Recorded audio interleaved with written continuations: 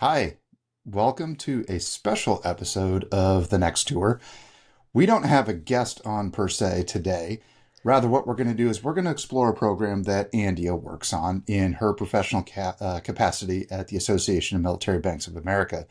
And that particular program is called the Veterans Benefits Banking Program, or VBBP in short. So we want to kind of tease that out and be able to explore what that program is because it's an incredible resource. And really, you've got the expert right here sitting next to me to be able to talk about that. So, Andia, welcome Thanks. to your own I podcast. know. Yeah, let's dig right in and very quickly talk about this. This is going to be a short one, so but pay attention. There's going to be a lot to go through in the next couple of minutes. So let's talk about this program. It started in 2019.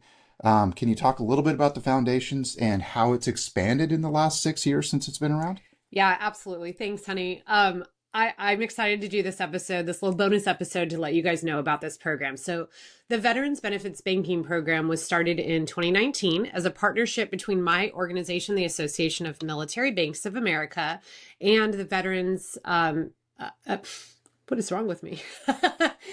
um, the Department of Veterans Affairs. Sorry, I need to drink more coffee, I think, this morning. It was launched because the VA actually came to us and they said, look, we're trying to figure out how to get these hundreds of thousands of veterans banked. So these are folks that are getting their monthly monetary benefits on either a paper check or prepaid card. And they really wanted them to utilize direct deposit. And so they came to us and they said, how do we do this? Like, how do we work with banks and credit unions to get these folks to be able to find an account that they can use to get their direct deposit going. So what we did was essentially built a website. We did it very quickly, and it was a bridge between veterans and banks and credit unions. Later, very quickly after we launched, we added credit unions. We started with 4 banks on the program, and now we're up to 126 banks and credit unions as part of that program. And they made a commitment to help any veteran who brings their direct deposit to the bank or credit union, and also to help them if they, for some reason, can't get a bank account. And so the idea was they wouldn't turn anyone away, right? They would help any veteran that came through with their direct deposit and have a free or low cost checking account. So can we kind of talk a little bit about that and kind of tease that out a little bit? You talk about veterans and kind of the unbanked and underbanked and aspect of like that, right? But let's talk about access and eligibility. Who is this for a little bit more specifically? Is it just any veteran? Is it any veteran that, needs help?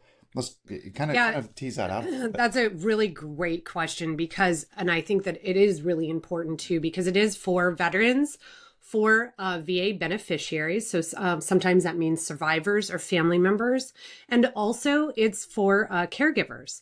And we expanded the program actually to reach all 3 of those groups. And it is really important. We have information on the website as well, which is veteransbenefitsbanking.org. And we'll put that in the show notes for this episode as well. But I think what's so great about that is that it's available really to anyone that's getting a monetary benefit from the VA. I do want to expand on you asked me to expand on the program, and I do want to talk about the other 2 pillars of the program, which we added on later. So that first pillar is the banking pillar, right? And then we also added financial and credit counseling. So that is also available to that group of people that we mentioned. So veterans, beneficiaries, and caregivers.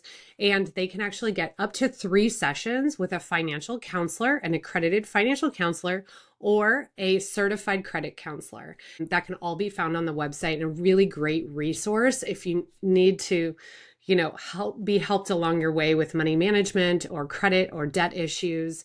And then the third pillar, which is just fantastic and kind of rolls all the pillars together too, is called VetSense. And that is a actually personalized journey platform where you go through and it asks you questions. And depending on how you answer those questions, it feeds you resources and information that makes sense for your life. And yeah, go ahead. Let me ask a question on VetSense.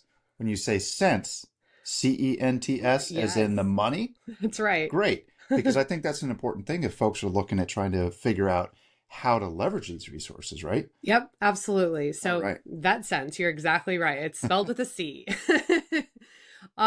And I think what's great about that is you can actually, if you just go to vetsense.org, you can start going through that program. And that's really for anyone that's military connected. If you're a transitioning service member, if you're a military spouse who's getting ready to transition, there's a lot of resources in there that can be found just by going to vetsense.org. And it can also be found on the veteransbenefitsbanking.org website as well. Awesome. Okay, so you went through the pillars, you went through the kind of the resources that are out there.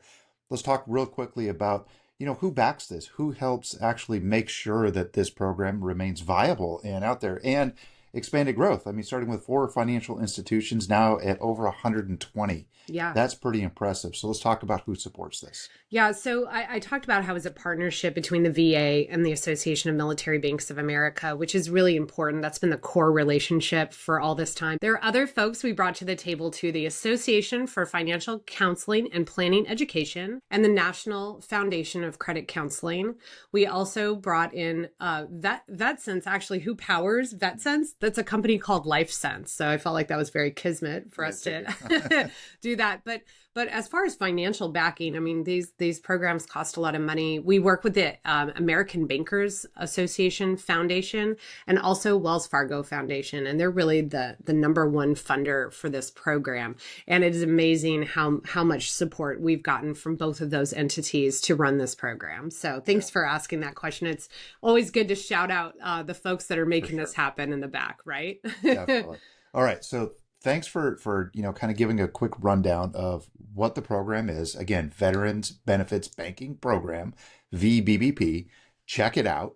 And thanks for talking to a little bit about what it is, who it serves, how it helps, and if there's one thing that you want to leave behind in this very quick little bonus episode, what would you want to leave with our audience out there?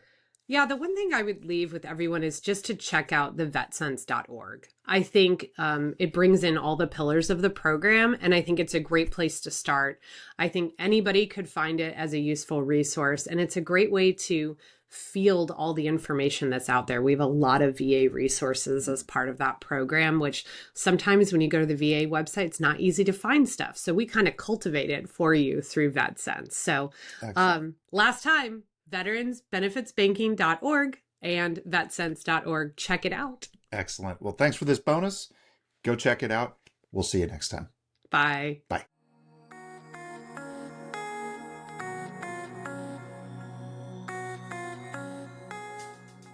The views, opinions, and advice expressed by our guest on the next tour are their own and do not necessarily reflect the official policy or position of the podcast and Andia or any affiliated organizations.